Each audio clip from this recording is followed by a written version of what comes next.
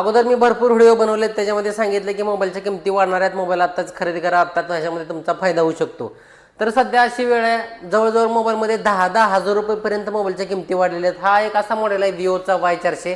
मोबाईलची किंमत अगोदर 22,000 रुपये होती, आता तोच मोबाईल 32,000 रुपये येतो. 8GB रॅम आणि 128GB मेमरी असणारा.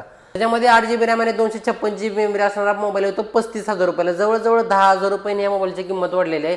आणि हे किमती आहेत ते 1 जानेवारीपासून वाढायला सुरुवात आहे. आता चालू आहे जून. अजूनही मोबाईलच्या किमती वाढू शकतात. हे सगळं दिवाळीपर्यंत चालणार आहे. दिवाळीपर्यंत मोबाईलच्या किमती वाढतच जाणार आहेत आणि खूप मुश्किल आहे नंतर मोबाईलच्या किमती कमी होणं. तरी अजूनही वेळ गेलेला नाही. तुम्ही जर नवीन मोबाईल घेण्याचा विचार करत असाल तर नवीन मोबाईल लवकरात लवकर घेऊन टाका. विवोचा Y31 आहे. हा मोबाईल 6GB रॅम आणि 128GB मेमरी असणारा अगोदर 15,000 रुपये येत होता. तोच मोबाईल आता 24,000 रुपये येतो. मोबाईलच्या किमती भयानक वाढलेल्या आहेत. हा Y21 आहे, ज्याच्यामध्ये 4GB रॅम आणि 128GB असणारा 19,000 रुपये येतो.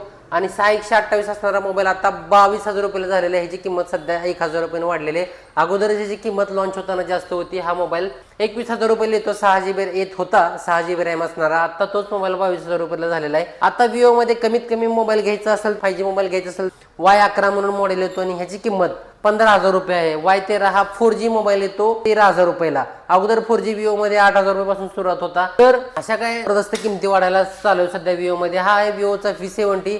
हा मोबाईल लॉन्च झाला होता त्यावेळेस 46,000 रुपयाला येत होता. 8GB रॅम आणि 256GB असणारा मेमरी असणारा. नंतर त्याची किंमत 50 झाली. आता हाच मोबाईल तुम्हाला 54,000 रुपये येतो. जवळजवळ ह्या मोबाईलमध्ये 8,000 रुपयाने किंमत वाढलेली आहे.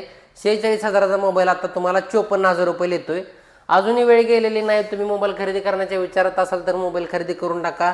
आणि ह्या सगळं जे गोष्टी चालू आहेत ते मोबाईलमध्ये जे वापरलं जाणारं चिपसेट आहेत, मेमरी, प्रोसेसर, रॅम, रोम वगैरे, त्याची सध्या कमतरता इंडियामध्ये आणि AI त्याचे भरपूर सारा यूज वाढलेले आहे. आणि आयात निर्यातीचा पण प्रॉब्लेम चालू आहे. त्याच्यामुळं मोबाईलच्या किमती इंडियामध्ये वाढत आहेत ह्या चिपसेटच्या कमतरतेमुळं.